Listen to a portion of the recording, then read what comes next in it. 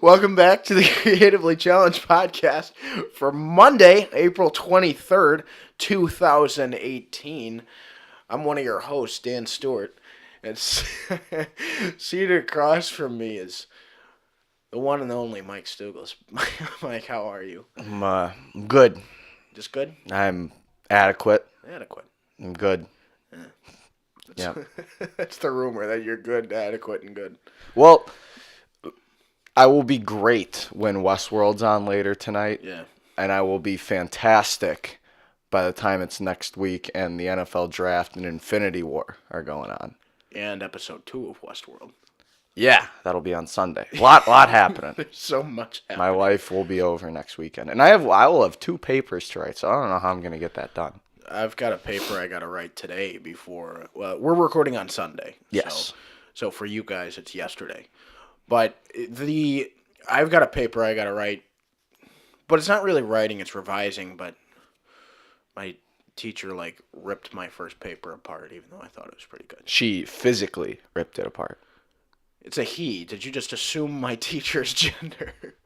Sure. Yeah. Sure. Yeah, he did. He actually picked it up and in front of you. But then he's like, oh, you made some good points here, but you missed the entire point of the essay. And I was like, listen, you fucking fat piece of shit. I said, then don't fucking wait a month and a half to give me my grade back. It took him a month and a half to grade our class's essays, and there's maybe 35 of us. Mr. Fat Piece of Shit. Yeah.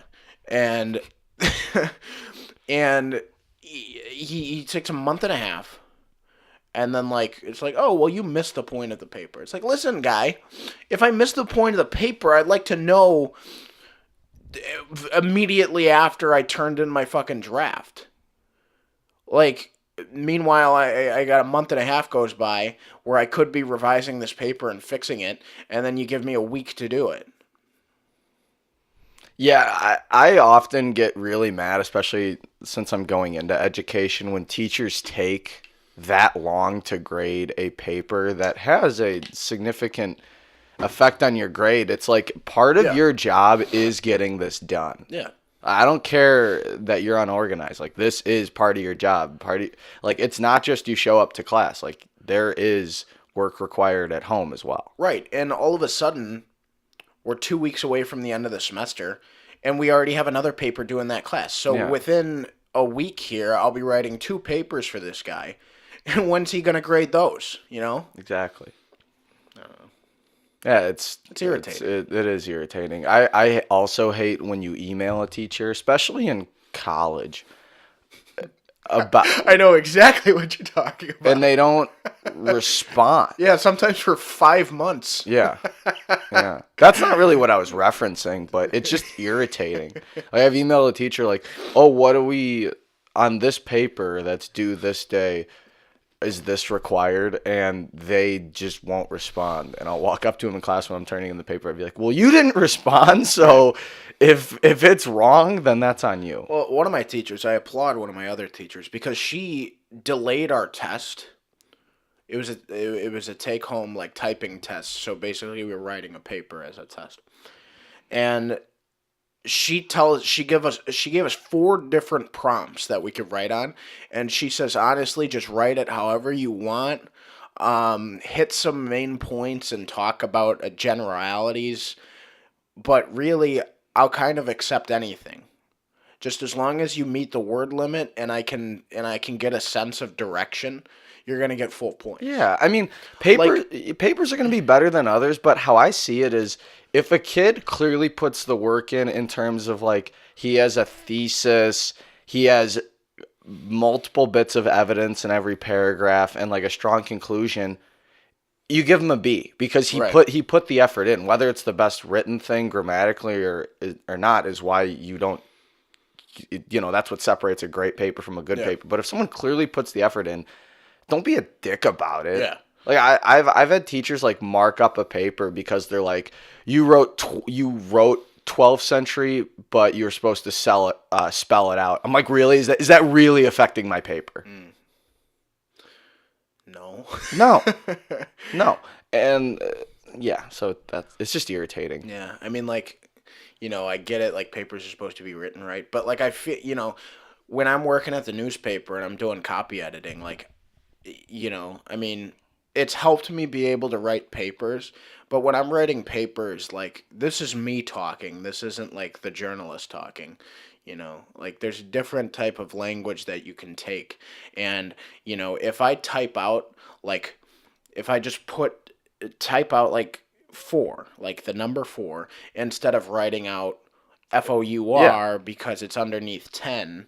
I like, it doesn't matter. Who It shouldn't. gives a It shit? The shouldn't reader's matter on a not gonna go, paper. oh, it's under 10. He did it wrong. Yeah, like, and I get why there's a certain style in a newspaper and stuff like that. But in a Microsoft Word document, and I type out four instead of FOUR, like, it doesn't matter. No. It really doesn't. I don't think it matters either way because it gets the point across. Right. It's just like a number why are you four. being fucking stingy? Who Yeah. cares? Yeah. It's just. This might be a recurring theme over the next couple of weeks because, like I said, Mike and I are entering the last few weeks of our semester, so we're gonna have papers and tests and all this other stuff that we can complain about. Yeah. But this isn't a homework complaining podcast. This is a movie review and entertainment podcast, the Creatively Challenged podcast, where we bring entertainment news and random topics to a $34 card table. We were supposed to see Rampage this week. That didn't happen because that movie looks like it blows chunks. That's not what. Okay, to be clear though, because we don't want to. We ran out of time. Yeah, we really ran out of time this week to see a movie. Both of our schedules are busy. We were typing papers, and then it was Ryan Nolan's birthday. Our former host, Ryan Nolan, former host, still our friend, Ryan Nolan. It was his 21st birthday on Saturday, and we took him out on Friday night, and we, that's just more. That was better than that Rampage. was just more important and more fun than Rampage. And I saw a trailer for Rampage, and as a Chicago native, to see the Sears Tower being torn down by a giant ape, I didn't like it. So I immediately lost interest in the film after I saw that. And that hurt. So what we're going to do today after our news and after our Desert Island topic, we're just going to pregame for the Avengers because this is 10 years in the making. People are more interested in that to begin with. And people are more interested in the Avengers. This is 10 years in the making. This is episode number 60 for us, and we've just been leading up to what the hell is going to happen in this movie next week because this is an utter phenomenon. This has never happened in anything ever. In terms of film and combining all these characters to lead up to a 10-year culmination. So we're just going to talk everything Avengers and our predictions for the film, like what's happened up to this point. We're going to do some Avengers catch-up for you guys before this next week's Avengers Infinity War. Yeah, we'll catch everyone up. We'll do some predictions, expectations, all that good stuff. Yeah. All right, but let's roll into the news. I don't know. I've never known how to say his last name. Carrie Elwes? Go with that. Elwes. He's in Robin Hood Man in Tights with Richard Lewis.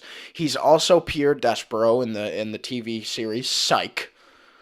He's a British guy. He was also in Francis Ford Coppola's Dracula film from 1991. I don't know. Gary Oldman plays Dracula in that movie. And Jake Cockadoodie Busey, I think is Gary Busey's brother or son. I have no idea. He's definitely related to Gary Busey, but he's also in Contact. Have you ever seen the movie Contact? No. Is it about baseball? No. It's about like the world ending or something, and like the government builds this giant spaceship, and to escape Earth, and then Jake Cockadoodie Busey blows it up, and then this other guy like builds a spaceship on the other side of the planet, and like nobody, noticed that an equally gigantic spaceship was being built on the other side of the planet. Yeah. But the cockadoodie joke is from an episode of Family Guy where Stewie goes, "No, that's not what happened. Nobody noticed that there was an equally large spaceship being built on the other side of the planet by Jake Cockadoodie Busey." So that's where that comes from, and that's a 2-minute long reference being explained. Well, you could have just said Jake Busey. Those two guys have been cast in Stranger Things 3, this third season of the phenomenon Stranger Things that will be out by next year. I really like these guys because we're getting into, like guys who were kind of around in the in 80s movies in their early careers, and now they just make a bunch of appearances and make references to their old films.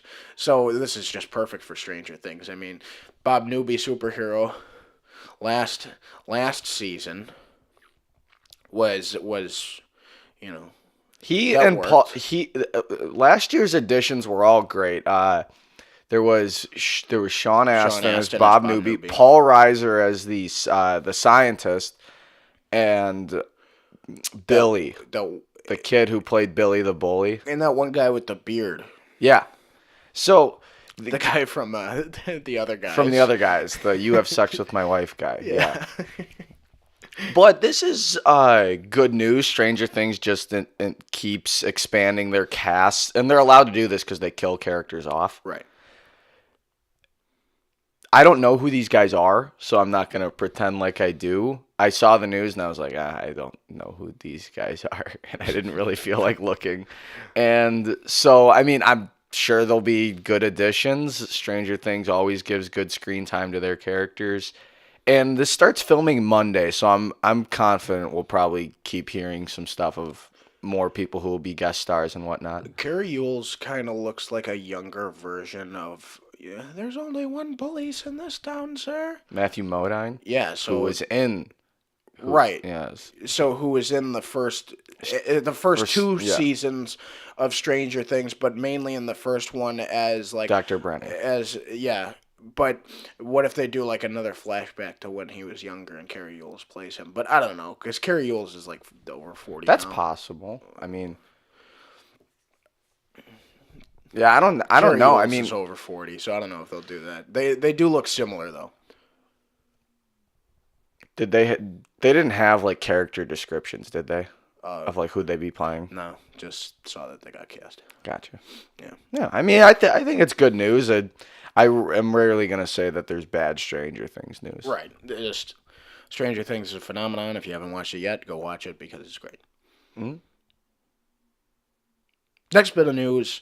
The Russo brothers, the guys who have kind of, helped move this Marvel Avengers universe forward. They've directed the last two Captain America movies, Winter Soldier and Civil War.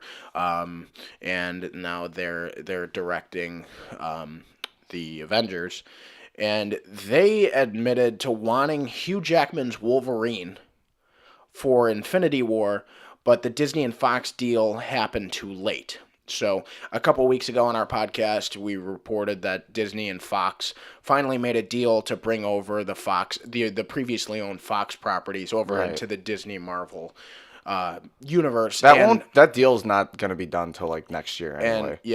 And that means that Deadpool and Wolverine and the other X-Men with the Fantastic Four that we've discussed before as well can now be in with Iron Man and Spider-Man and Captain America. And the Russo brothers said that Infinity War could have had another character involved, and that's Wolverine. Hugh Jackman's Wolverine, one of the most iconic comic book characters of all time, but then Hugh Jackman's performance, probably the most iconic superhero role of all time. And that would have been great, but it's unfortunate that deal didn't happen soon enough because we'd be preparing for Logan to be in Infinity War. I'm actually glad it didn't happen. I am so dead set on like Logan being the last Yeah. time Wolverine's on the big screen. Now I know Marvel's not, they're not going to do that. They're going to recast him and they're going to probably feature him once again. But I'm just at this point, I've had all the Wolverine I've needed. He's been in a ton of movies. The story's been told. And this could have, while it would have been cool to see, it's like if he felt shoehorned in there, then it kind of takes away from the impact of Logan and all of that. Yeah, and I mean, even if Disney and Fox had done the deal earlier, then, you know, like Logan couldn't have existed. Yeah, so like say it happened 5 years ago, it would be a completely different story. Then that would be awesome. But then they went on to explain further on in the interview that their plan is to fully go ahead with, you know, some of the X-Men and the Fantastic Four and stuff like that post Avengers. That's probably what's going to happen now. So, you know, a recasting of Wolverine is, you know, I think it's inevitable. it's inevitable. But that's probably what's going to happen because after Infinity War this week, I mean, we don't know who's living and who's dying, but we'll get into that later because Marvel still has so much future, but we don't know who's going to make it out of this movie later this week. But let's move on so we can go full Avengers later on in the episode. So, there was a trailer for a new movie this week called Hotel Artemis, and it is about a riot-torn near future in Los Angeles. Hotel Artemis follows the nurse who runs a secret members-only emergency room for criminals. The movie stars Sophia Boutella, Dave Bautista, Jeff Goldblum, Sterling K. Brown, Charlie Day, and Jodie Foster. It's got a really great cast, and the trailer, my buddy Clint texted me, and he said, this literally is just John Wick, but they changed what the hotel's about. And I watched the trailer, and I felt exactly that way.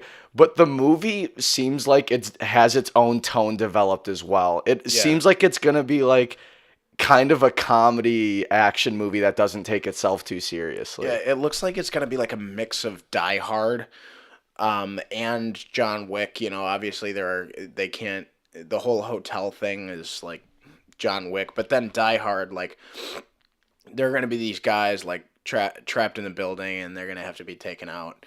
And Jeff Goldblum is the villain in this. Yeah, his outfit is incredible. Yeah, he looks like a pimp.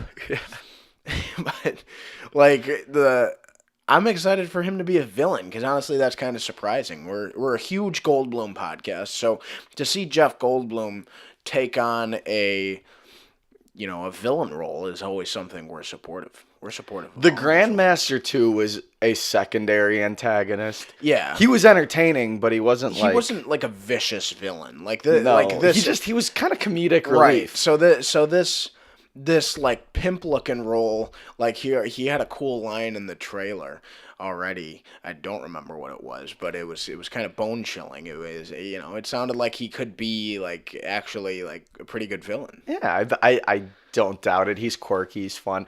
I'm excited to see what Charlie Day's role is because he's now getting in this shtick where he's getting casted in movies you wouldn't think he'd be casted in, and he plays just like a douchebag in it. Yeah. And it kind of looked funny. I mean, like out of all of the It's Always Sunny people, I mean, he's the most accomplished. Minus Danny DeVito, obviously. Before, but I'm talking like the of the core four. Yeah, Dennis Mack and Charlie. Yeah, Charlie's been in the most movies and stuff like that because he seems like he wants to be in that. I mean, he's been in the Pacific Rim films, and he was in that fist fight movie with Ice Cube. He was in the one with Bateman and Sudeikis, Horrible Bosses. Yep. That's a funny movie. Both of them are. Yeah. The second one's not as good as the first one, but, it's whatever. I fell asleep during the second one. Yeah. But the first one's great. But my favorite part of this trailer was Dave Batista, because as you said, you're He's like, just- he looks like he should just be a WWE wrestler, and he's playing a male nurse, and he's like, you see this He points badge? to the badge, and he's just like, I'm a licensed medical professional. Well, like, yeah, okay, Yeah. guy. Meanwhile, it looks like you can just crush a building. Speaking of crushing buildings, a plane or a helicopter crashes into that one building in Los Angeles. Yeah. And that doesn't look good. no. But it looks. I suggest people check out this trailer because it looks fun.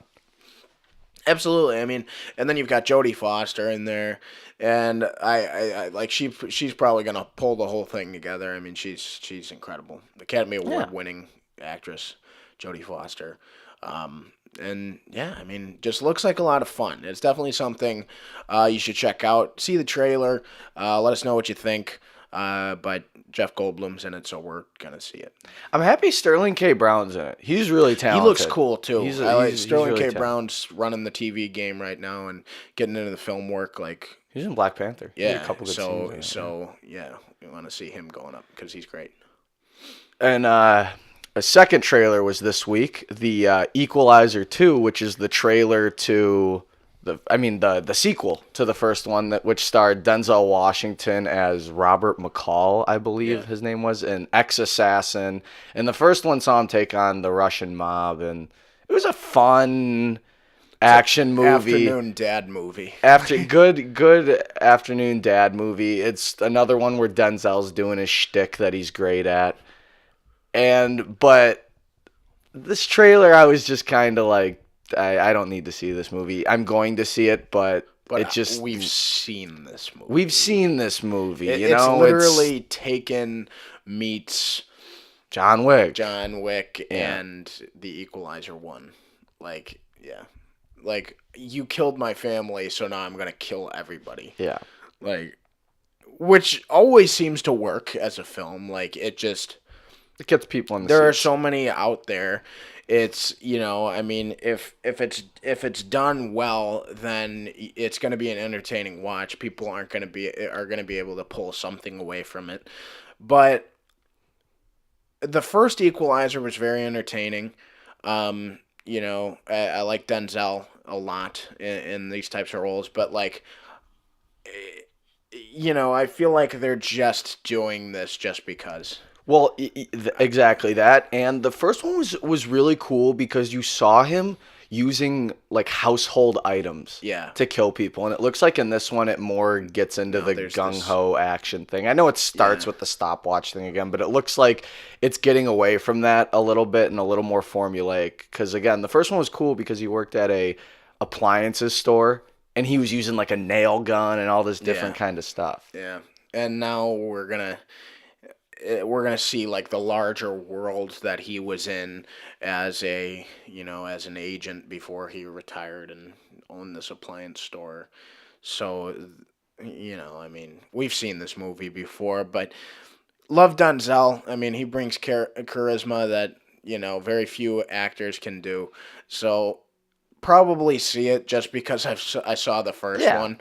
But, it just looks like more of the same. It didn't look bad. No. It just looks like I've seen It's this. entertaining, but it's, it's Taken and John Wick thrown in together with Denzel. So,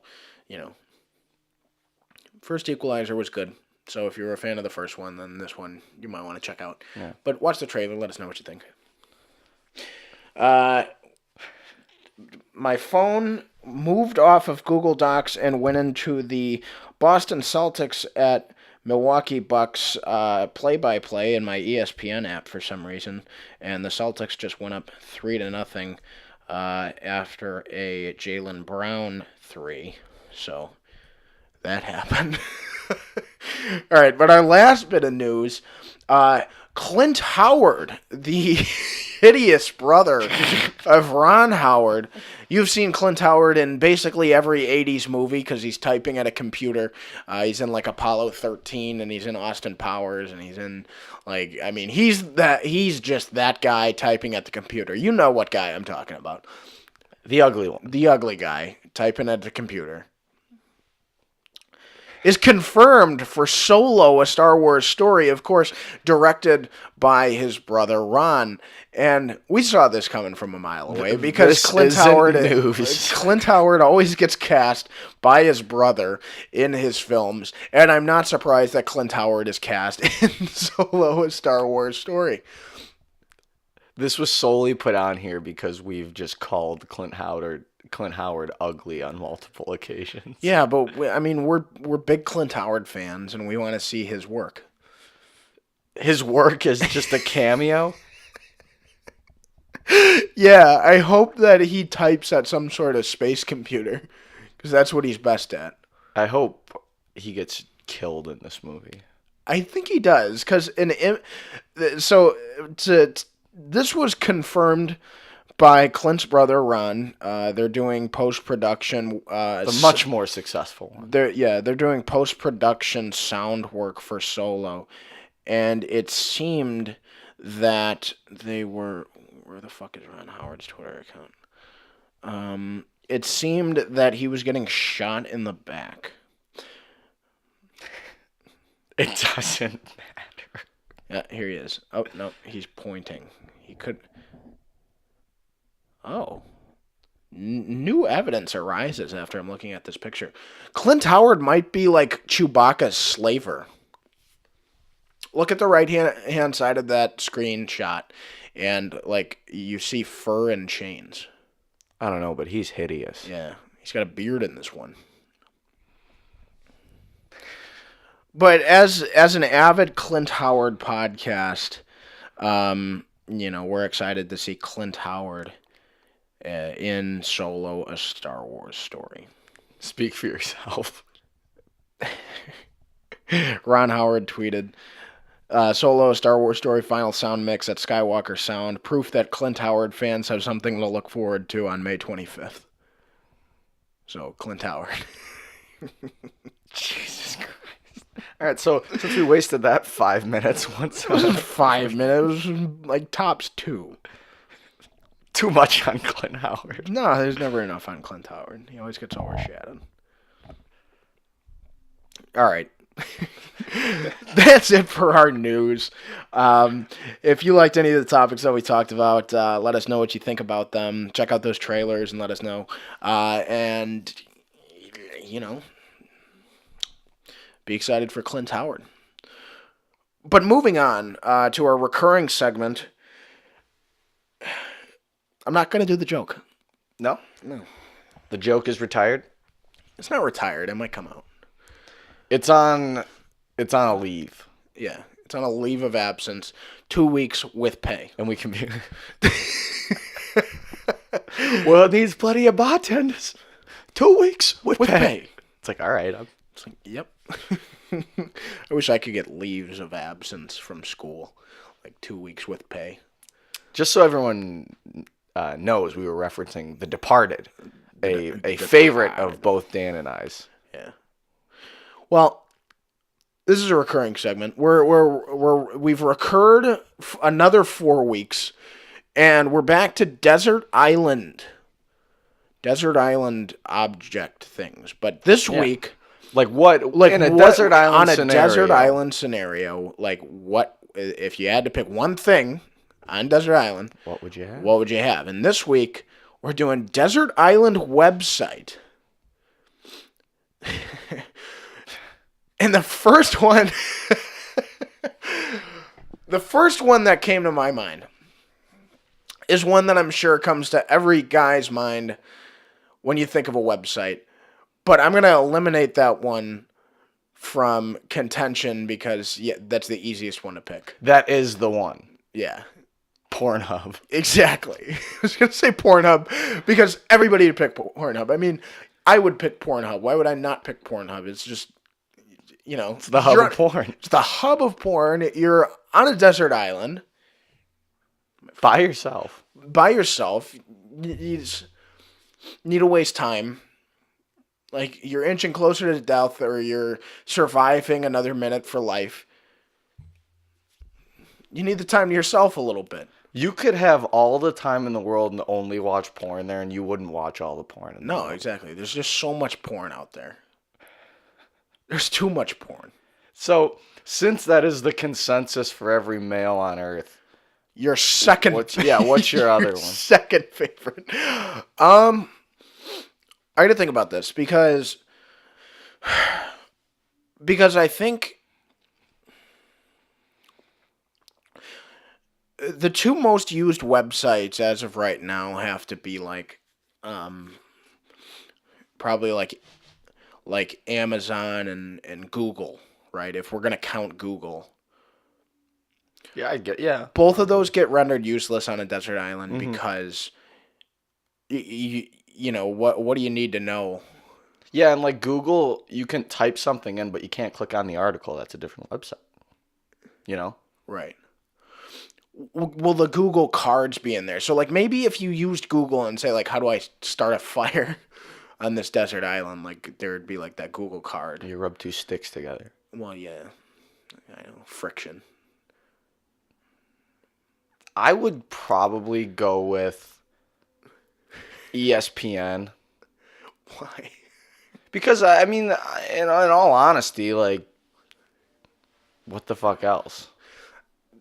Actually, no. Yeah, Actually, like, no. a lot Something of like things Associated Press would be good. So, something like to where you can just like know what's going on in the world.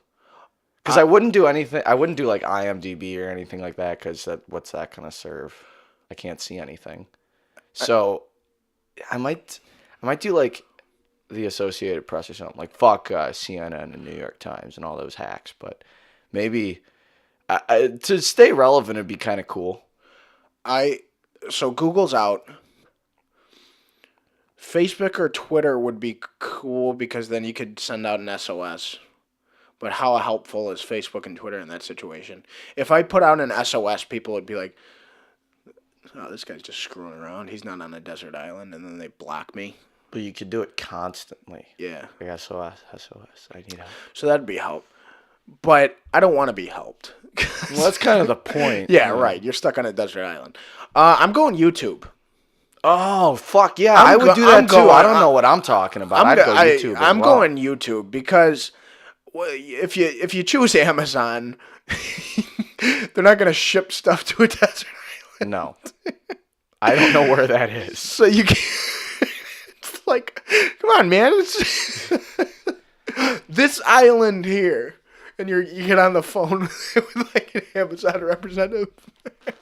And you're like, "Hi, I'm having some problems having a They're like, package "How would delivered." we get it to you? Just like, I'm a 2-day Prime member. If you don't have my like Harry Potter stickers out here in 2 days, I'm gonna be pissed. Yeah, but I'm going YouTube. You're on the nose with YouTube. I would. I'm going YouTube because like there's no better way to waste time than just getting lost in YouTube and clicking on video after video. Like you'll be entertained while surviving / dying on this island.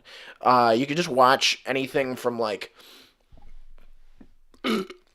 Oh, dude, come on. That is Under the mic. I know, I'm sorry. It kind of snuck up on me. I couldn't breathe for a second. I just had to let it all out. That was a muffin apple juice burp brought to you by my breakfast from this morning, a muffin and apple juice. You don't say. But you could watch anything from like news updates to cat videos to Cats falling to their death. Yeah. Oh my god, that's still the funniest video I think I've ever seen. There's this like hotel with like a huge like 20-foot or a 20-story like lobby where it's one of those hotels where like all of the hallways kind of like lead to the central like lobby room, and there was a cat stuck on the edge of like the 18th of the 20 floors in this building, and it was like on the edge, and the hotel employees were trying to like like get it to like jump into a net and stuff like that. Like it looks like a goddamn cartoon. Yeah.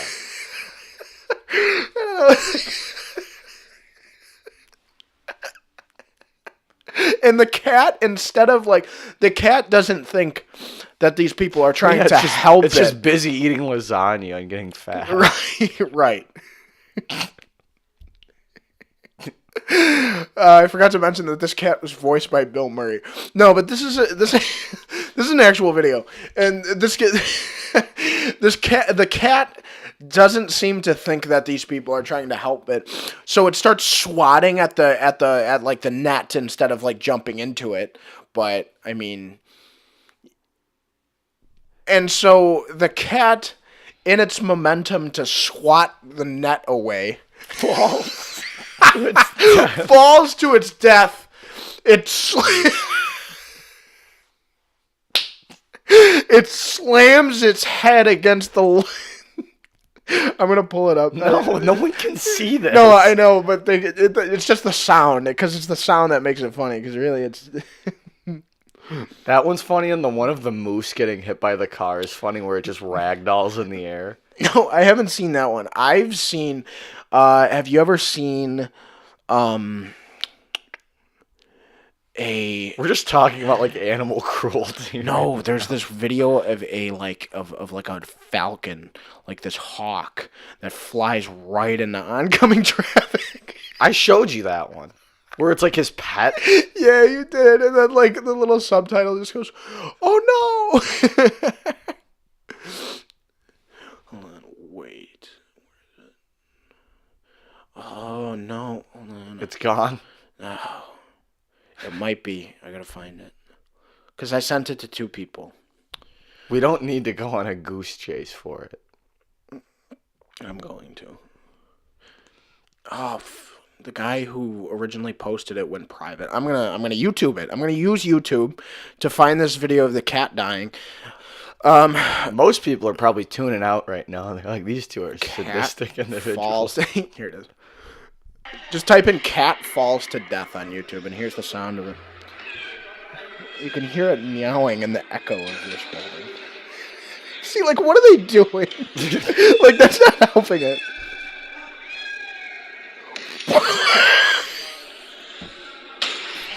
Oh.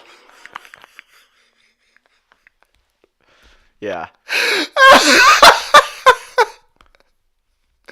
Like, people are Jesus. probably like, this Kid's a psycho. That's like when Tom Segura laughs at the Asian guy getting hit by the car. And people are just like, you have problems. Listen, physical comedy's funny. It's not like what happens. It's just like the situation. It was some stray cat. Like, it was going to die anyway. It's just going to keep eating lasagna. Yeah. No, like, people are probably like, oh, look at this animal cruelty podcast. They support pelting and shit.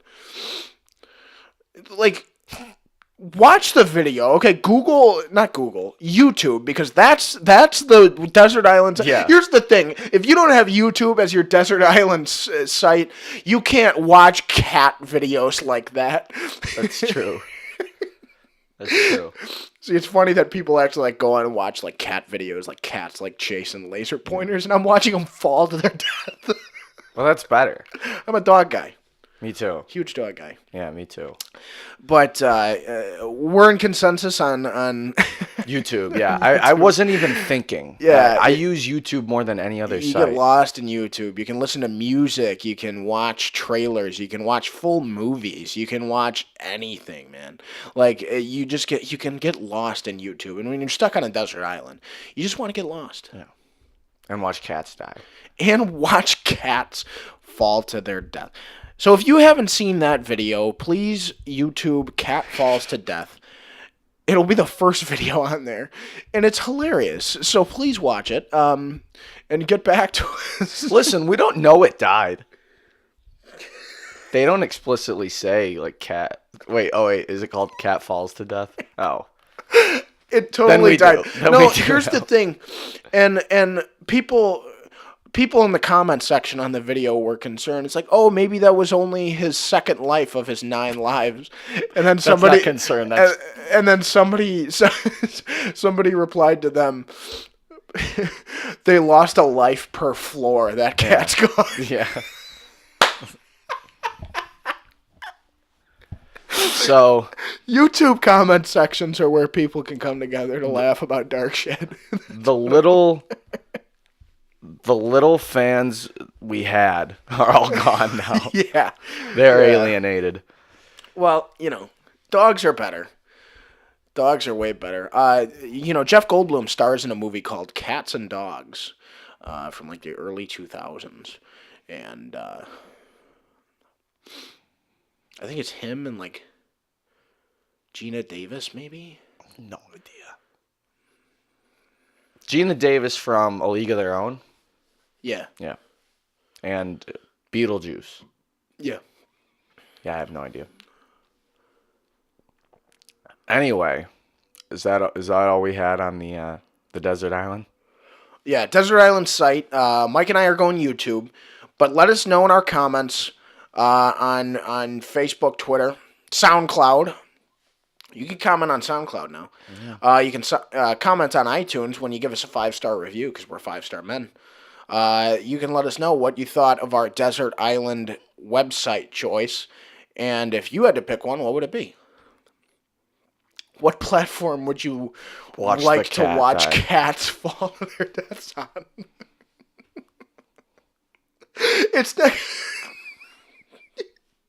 It's not necessarily like the cat dying. Yeah, it's the sound. It's the situation. It's the and the fact that he hits with such a thud and his body stays intact. Yeah, like I'd expect his head to fucking roll off. Or something. Dude, he just like his head just hits.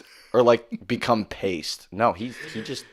Yeah, he's no blood. He's a tough little cat. He's dead now. Oh yeah.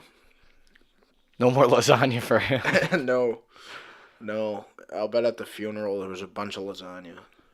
All right, let's move on. These Garfield jokes. This is stupid. This is stupid.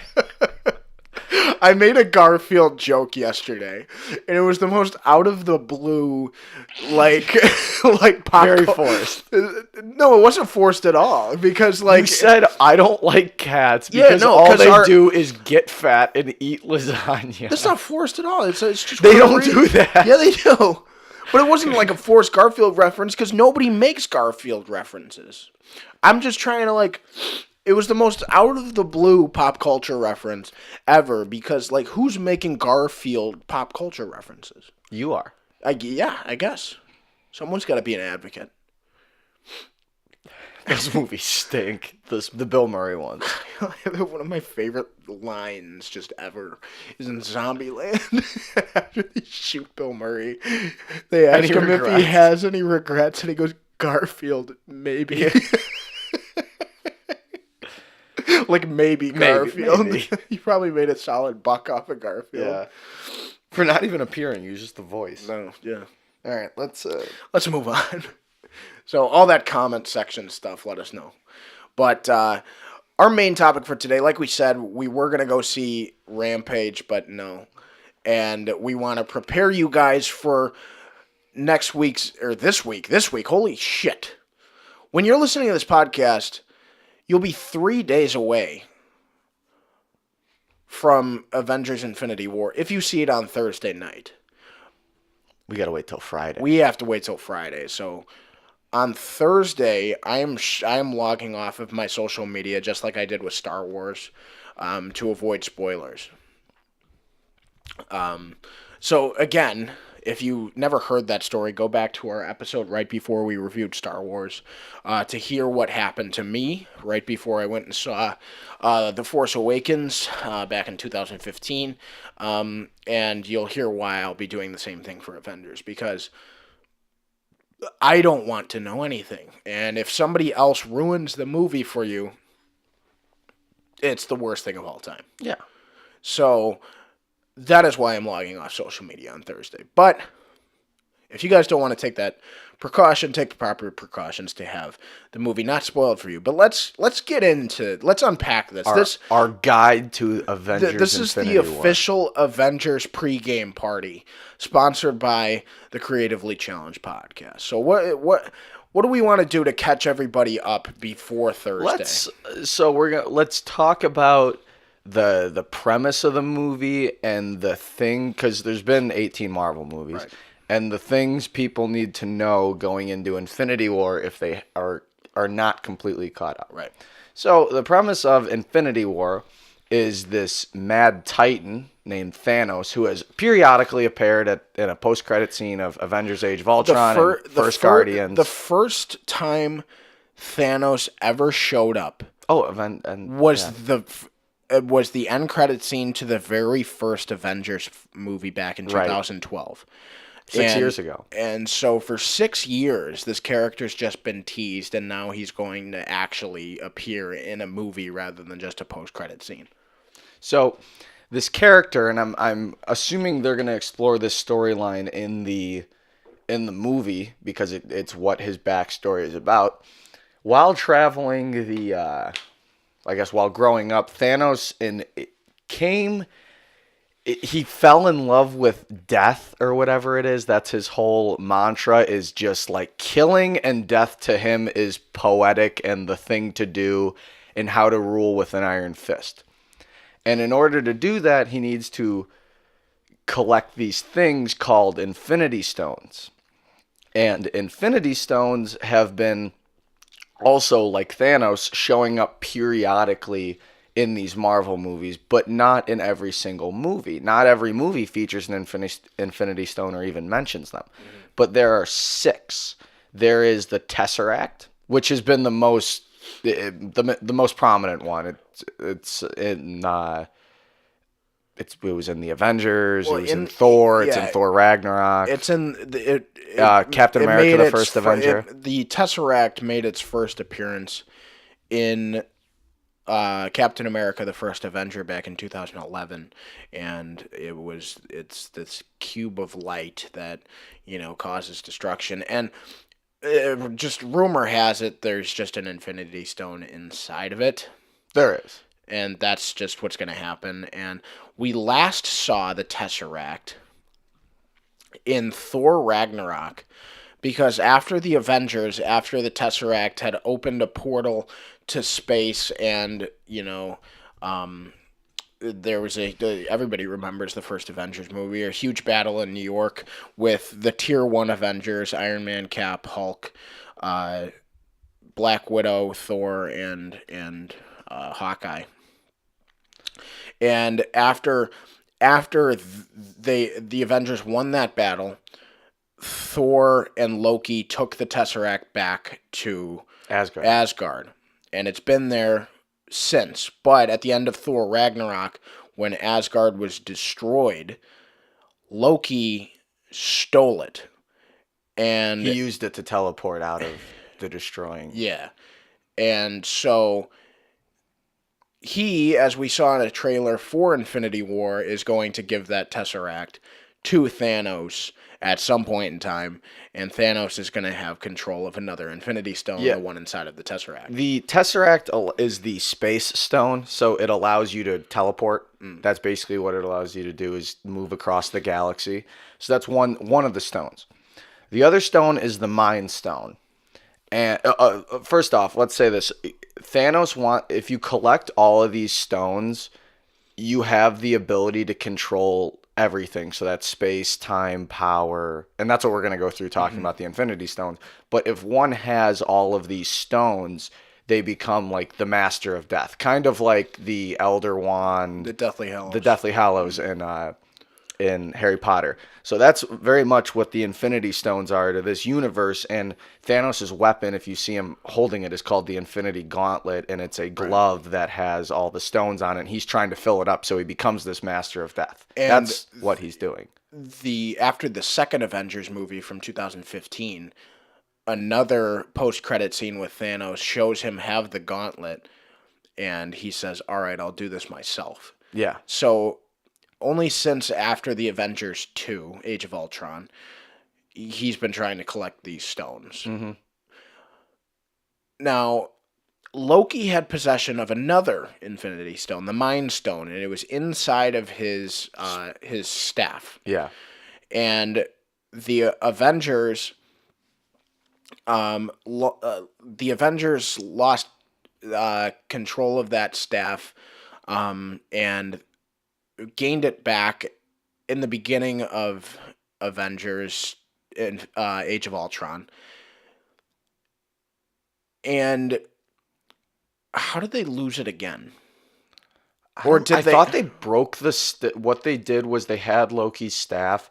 They didn't know there was a stone inside of the glowing part, and that broke open, and there was the yellow soul, the yellow mind stone. And then that stone was made to create Vision, who is another Right, superhero, right, right, right, and right, the mind right, stone is in Vision's forehead. That's what makes him right. function. And so that allows you to put almost like put people under a spell. And Right. that's why Vision is like the perfect person for it, because he's not corrupted by it, because it's like everything that runs who he is. Right. Because Ultron destroyed Jarvis, and Jarvis, being Iron Man's computer navigating system for all of Stark Industries as well as the Iron Man suits, was killed off remotely by Ultron and computers. And to defeat Ultron, since Ultron was everywhere and he was inside computers and everything, they the Avengers used the Mind Stone inside of Loki's staff to bring Jarvis to life as Vision. So the yellow Mind Stone that was in Loki's staff in the first Avengers is now, Which allowed him to take over Hawkeye, yeah, and yeah. is now in Vision's head. The next stone, the Time Stone, first appeared in 2016's Doctor Strange. It's the green stone, and it's inside of a relic that Doctor Strange puts around his neck. And what he can do is control time. And at the end of Doctor Strange, if you haven't seen it, Doctor Strange defeats Dormammu, a consumer of galaxies, to to go very far away from the Milky Way galaxy because he continuously Doctor Strange just continuously rewinds time and comes back to life to annoy Dormammu into never returning. And Doctor Strange is now the protector of Earth. He has an eye on the cosmic realm to make sure that Earth is protected from those outside, and he has the Time Stone to kind of correct the wrong that happens in case he misses a threat. Thanos definitely goes to New York, judging from a trailer. He's there. I mean, Avengers Tower is there. Doctor Strange is there. New York is obviously a big city in the Marvel universe. If Doctor Strange loses control of the Time Stone, it'd be very hard to keep some of the Avengers alive.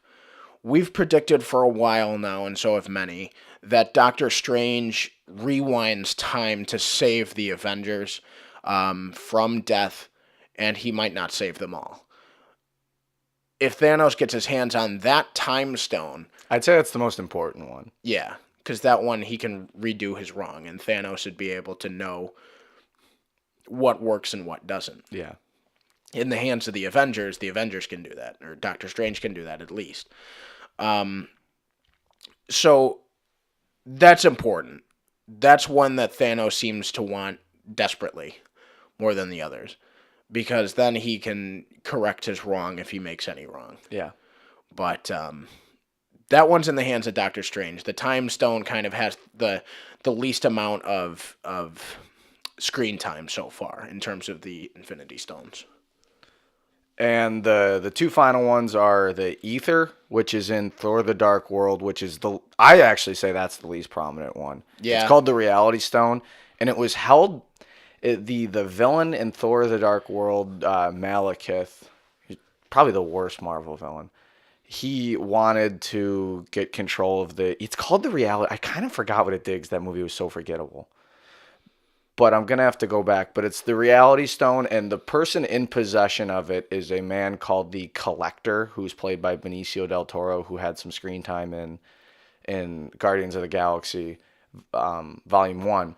So right now he has the Reality Stone. It's the red glowy one, and I'm assuming that he will get murked by Thanos at some point in time. And Thanos that'll be the easiest one for Thanos to get a hold of.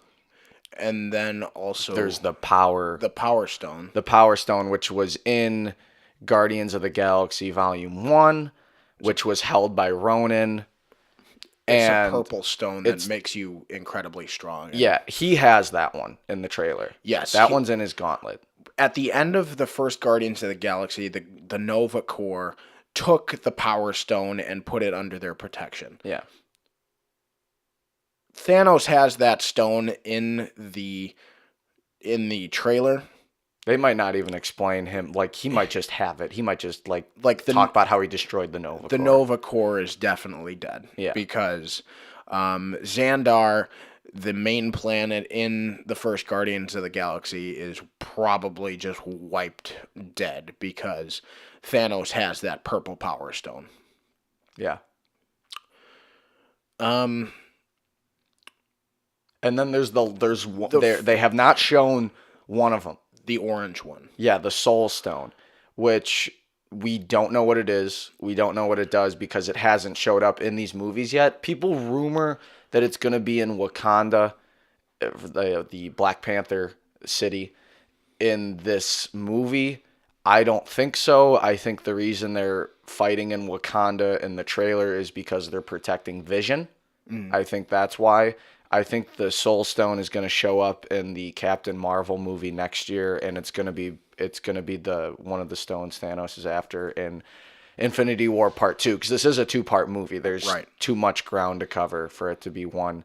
So this is a 2.5-hour movie of Thanos looking for these stones, and you can tell in the trailer that he has 2 of them. He has the Tesseract and he has the Power Stone. Mm-hmm. He has 2 of the 6.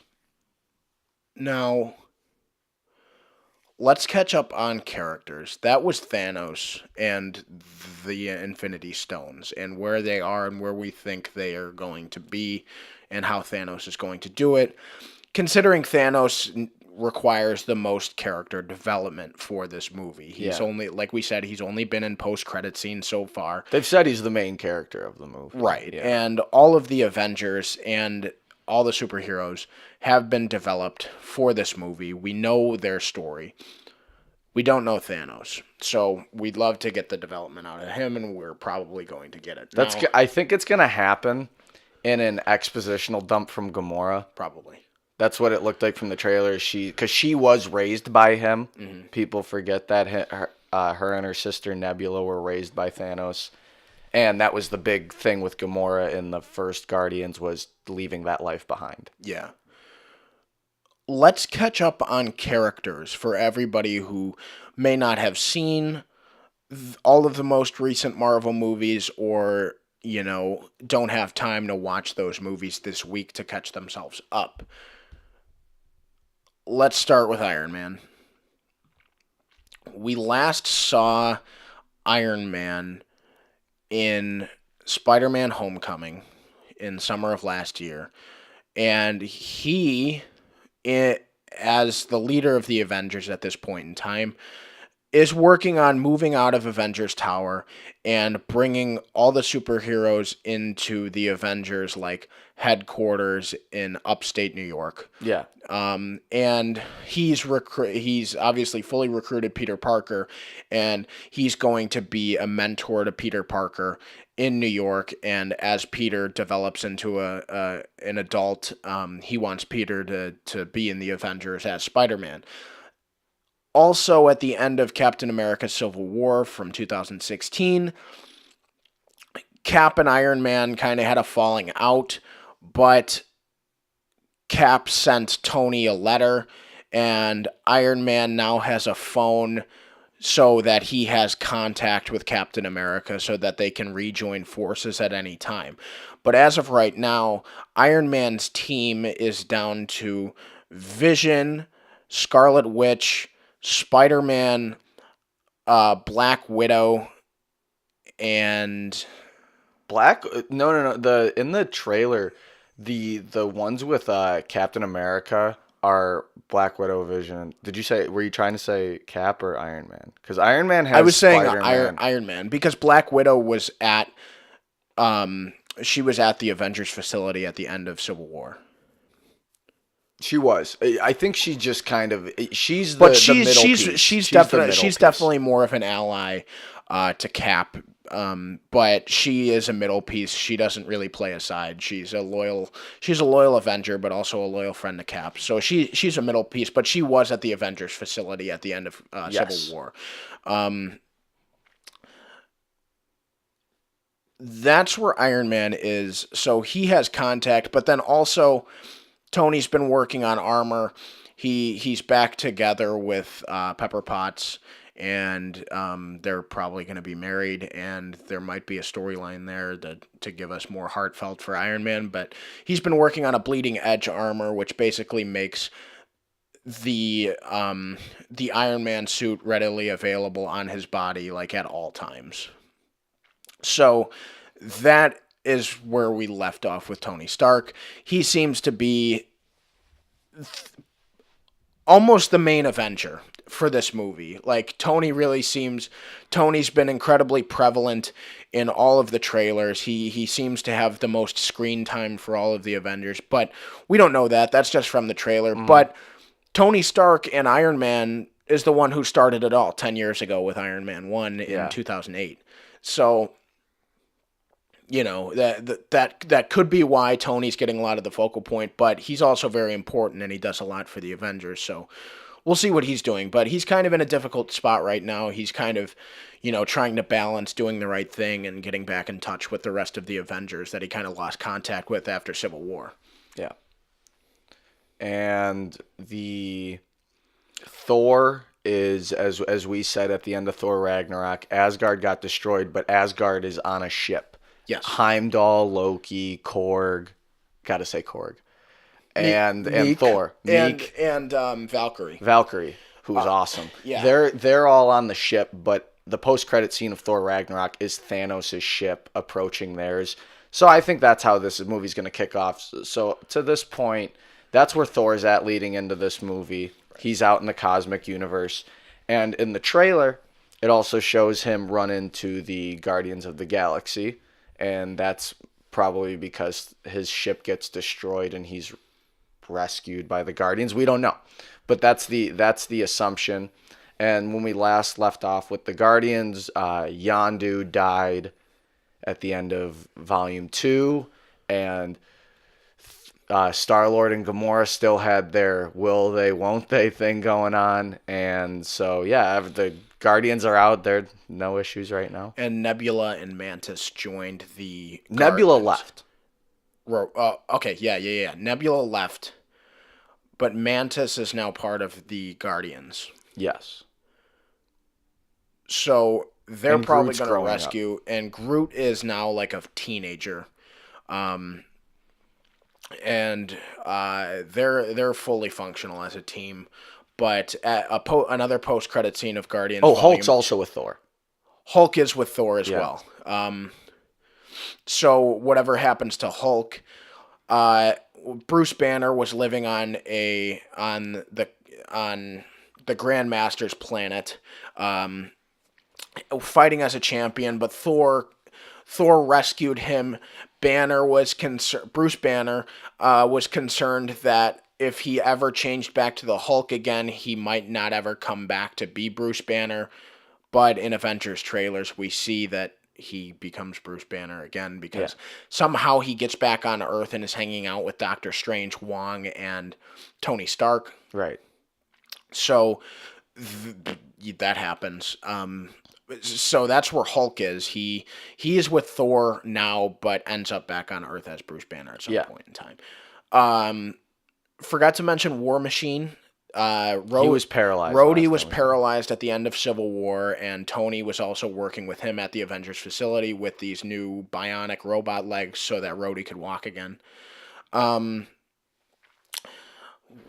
We did Thor, Iron Man, Hulk, and the Guardians. And as we said, it ended with Iron Man's building up the Avengers and kind of Spider-Man at the end of Civil War. Cap's rogue right now. At the end of Captain America Civil War, our last appearance of Captain America, Cap freed Ant-Man, Hawkeye, Falcon, and Um, I don't remember the last one. no. But Cap is now an enemy to the government, and he is on the run. We haven't seen Cap in a post-credit scene of Captain America: Civil War. Cap brought Bucky Barnes, the Winter Soldier, to Wakanda so that T'Challa and his sister Shuri could get all of the Demons out of his head. the demons, the Soviet, whatever the Russians planted inside of Bucky's head. T'Challa and Shuri are working on that, and that's where Captain America's storyline intercepts with Black Panther. So Cap, the last we saw Cap, he was in Wakanda dropping Bucky off. We don't know where he's been since then. But in a trailer for Infinity War, Cap is with T'Challa, and he's now bearded and fully armored. And we don't know why, but we knew that he dropped off Bucky. So he probably has been close to Wakanda, but we really don't know what Cap's been doing. To recap Black Panther, this one's more recent. So if you haven't seen Black Panther yet, go see it, please. But it's a phenomenon, but we're about to ruin it. At the end of Black Panther, T'Challa kind of saved Wakanda and revealed Wakanda to the world. So now the world knows that Wakanda is an advanced society and not just a third world country. Yeah. T'Challa's sister Shuri is the scientist and the lead the lead technician in Wakanda, and she brought Bucky Barnes kind of back. He no longer has Russian crap in his head, and he's free. He doesn't have a robot arm anymore, but Shuri probably makes him a new robot arm that helps him become the White Wolf. He could be the White Wolf. He could be the Winter Soldier again, but Bucky's fine, and he's in the care of Black Panther and his sister Shuri. Correct. And that's kind of brings us up to date, I'd say. Right. Spider-Man was a kid in high school, and he's being watched over by Tony Stark. We went over that. Doctor Strange, like we said, has an Infinity Stone. And he's protecting New York. His buddy Wong is with him. We covered everybody. Yeah. I think. Everyone that will be prominent in this movie, because one thing that I think is certain is the movie's going to focus the first movie's going to focus on a certain group of characters, and the second one's going to focus on a certain other group of characters in the Avengers. I think the second one's going to have Ant-Man and the Wasp, Hawkeye, some of those characters that have not been in these trailers. They'll probably be the heroes in the second one, because we're going to lose some Avengers in this movie. Right. Because if you guys are, like we said, Ant-Man got helped be liberated by Cap from the prison at the end of Captain America: Civil War. Ant-Man and the Wasp, Ant-Man's individual sequel, doesn't come out until July of this year. And so that's obviously after next week or this week when Avengers Infinity War comes out. So Mike and I are speculating that we won't see Ant-Man in this movie, and if we do, it'll be very briefly, because Ant-Man and the Wasp later this year seems to tell the story of how... It's in between Civil War and Infinity War. Right. So it's going to tell the story how Scott Lang, played by Paul Rudd, got from that prison with Cap to the current events right before Avengers Infinity War. So we're going to find that out afterwards. So there probably won't be much Ant-Man in this movie, if there is any at all. I think we're going to get an introduction to the heroes for the next movie at the end of this movie. Because they were saying, like, there's like 60-something characters in this movie that we've all seen before. I think that's because most of them will probably appear at the end of this one. Right. So we're going to do that puts everyone up to date. And we love to speculate what's going to happen. So we're going to do some speculating on this new on this movie. And I'll get it started. As I said before, I think we're going to lose some heroes, but not the major ones. I think especially T'Challa, Tony, and Cap. I think they're all a shoo-in for part 2. And Spider-Man. I'd say Maybe Spider-Man looks like he gets fucked up by Thanos in the trailer. Yeah, like but he might be put out of commission. but I'm thinking like if anything bad happens to Peter, it's gonna be like kind of like a Finn in episode 7 thing where like Yeah. he might be passed out or whatever That's what because I'm thinking. they're not gonna kill the kid. No, he has Yeah. 4 more movies coming Yeah. out. So Spider-Man's fine. You shouldn't worry about Spider-Man, but Spider-Man might get fucked up. I think we're looking at possibly Hulk. Possibly. Yeah. I think Falcon's gonna die. I think War Machine's gonna die. I think Vision's gonna die. Yeah. And Nebula is gonna die in this movie. So that's I'm counting about 5 because they're not gonna kill Quill. Quill is the captain of the Guardians. We might lose a member of the Guardians, but I hope it's Mantis. yeah, 'cause I don't do care too. about But her. I really I don't know. So I think we're looking at What like if they kill Rocket? they could kill Rocket. Yeah, we don't know. Yeah. But that's what I'm thinking. I'm thinking we're gonna lose like 5 or 6 heroes in this movie. It could be more. I mean, we really don't know. The trailers haven't shown a whole bunch. All I know is the movie looks like it starts out with Thanos attacking Thor, and then it looks like they confront Thanos at his home planet. And then it looks like there's a big battle for Wakanda at the end of the movie. Again, all speculation. I have no idea, but that's my guess. And my true expectation is Thanos at the end of this movie. I think will have half the stones. I think he'll have 3 of them. I think he'll have the Tesseract, the Power Orb, and I think he's going to get the Soul Stone out of Vision's head at the end of this movie. And so that's going to be 3 for this movie. And he's going to be trying to get the last 3 for the last movie. That's my expectation. And they're going to stop him at the Battle of Wakanda. It's going to be like a resistance, but they're going to be decimated. Yeah. I agree with you.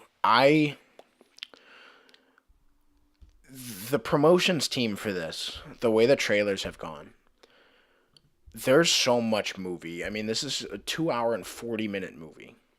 There's so much movie around all the action scenes that we've been shown in the They've trailer. only been showing action scenes. And that's they've basically only it. been showing action scenes. Like, we don't know what's going to happen. We're only speculating here. So, like, I just want to be surprised.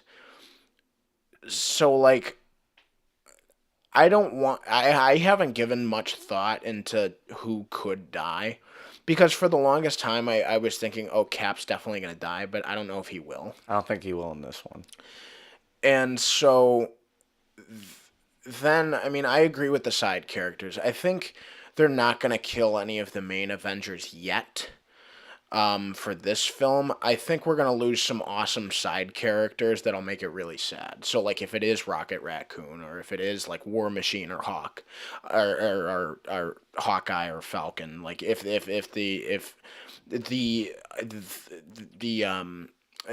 there are side characters that die, then I think they will. So we learn that nobody's really safe. So I agree with you. I think in terms of plot, I don't want to make too many predictions because, like I said, I want to be surprised. One of the things we were talking about yesterday, like, one of the things that I kind of want but definitely won't happen is Red Skull coming back after his sole appearance in Captain America: The First Avenger, because he got sucked up into space. Apparently he got disintegrated, but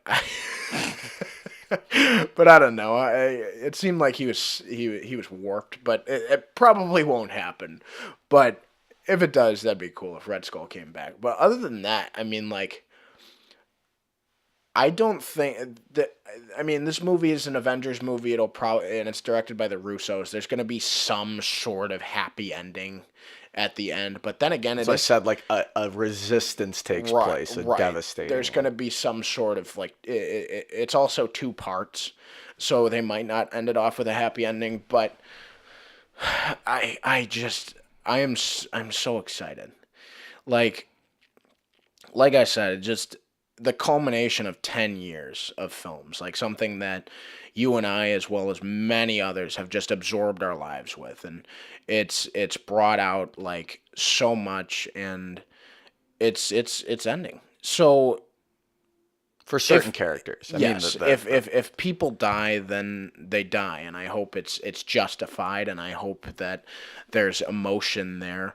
Um, and if not, whether characters die or they don't, I want this movie to just be like amazing, and I'm sure it will be.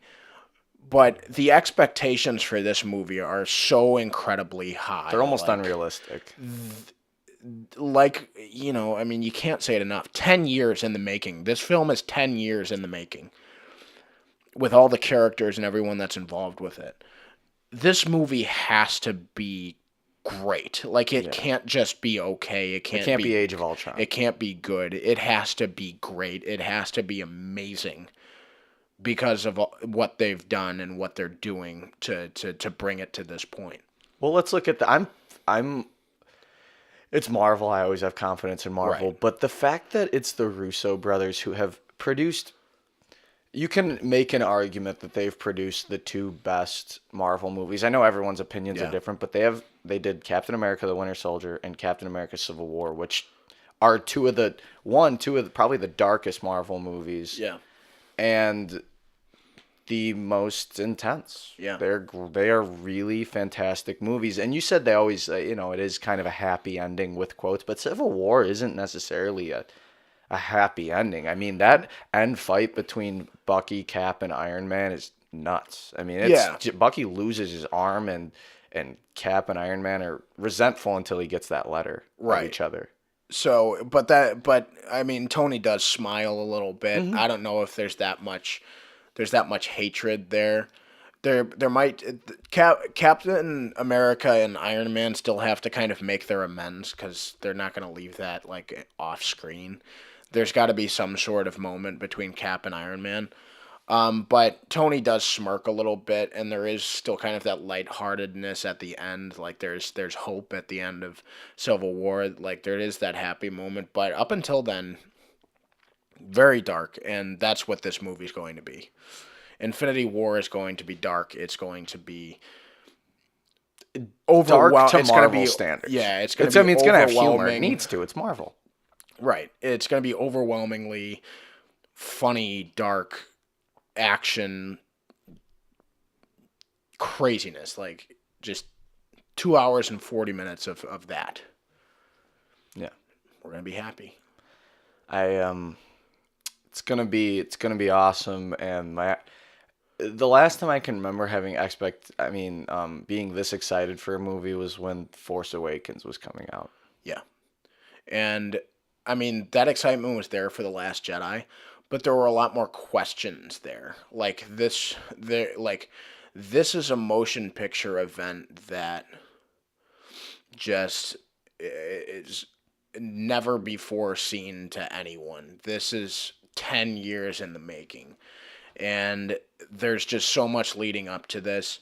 There's so many characters, there's so many movies that have done this. Nothing has ever been done like this before, and there's just an excitement about that makes this special. So, Thursday night, Friday morning, this weekend, when you see this movie, understand you are witnessing history and you're watching a motion picture event that no one has ever seen before up until now.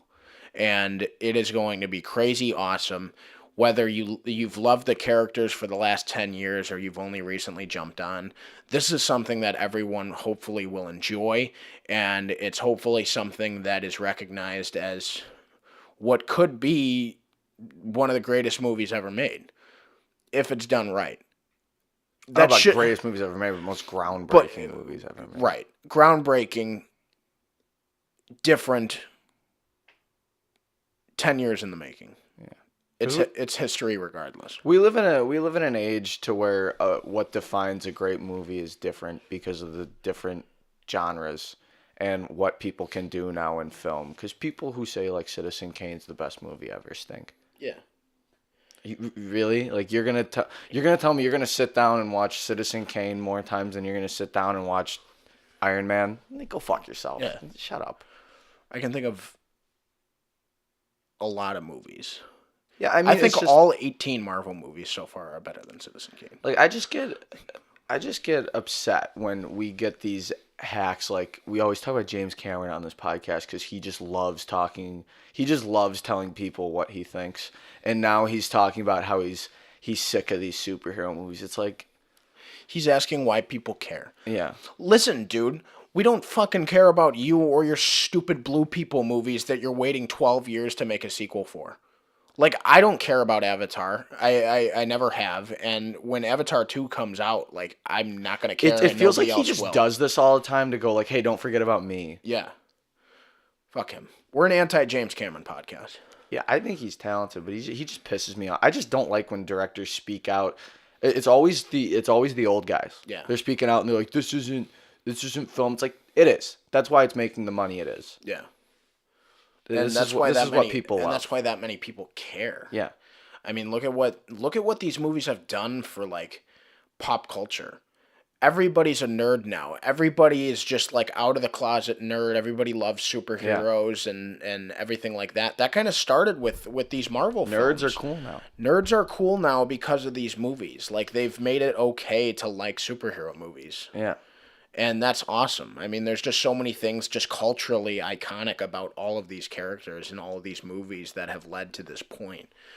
And that's just awesome. Yeah. So, is that it? Yeah, I Leave mean, it off till Friday. There's just so much we could talk about. We could speculate here for another 4 days, but you know, this movie comes out on Thursday night. And like we've been saying, like, go see this movie. If you see it before others, don't ruin it for them. And be excited, because this movie is going to be a motion picture event the likes of the world have never seen. So be excited. Don't ruin it for others. Go see it. Yeah. All right, but any final thoughts before we wrap up? No. Westworld's tonight. Avengers is this week. It's going to be fun. Yep. But that about wraps it up for today. I hope you've enjoyed mine and Mike's Avengers catch-up pregame party. Listen to this podcast before you go see the Avengers so you can be caught up on every character and what the plot points leading up to this film could mean. And then please, please, please go see Avengers this week. And Mike and I will have our review of Avengers Infinity War coming at you next week, and that is so exciting. Please rate and subscribe to us on iTunes, SoundCloud. We're also on YouTube. You can listen to our podcast in video form there. Check out our pages on Facebook and Twitter. Give us a like there. Comment. Let us know what you think about all the talking points we talked about today, whether it be from news, our Desert Island website, or Avengers Talk. Let us know. But until next time, next week when we're reviewing the Avengers, we'll see you guys. Thanks for listening, and we love you. What if God was one of us? Just a slot like one of us.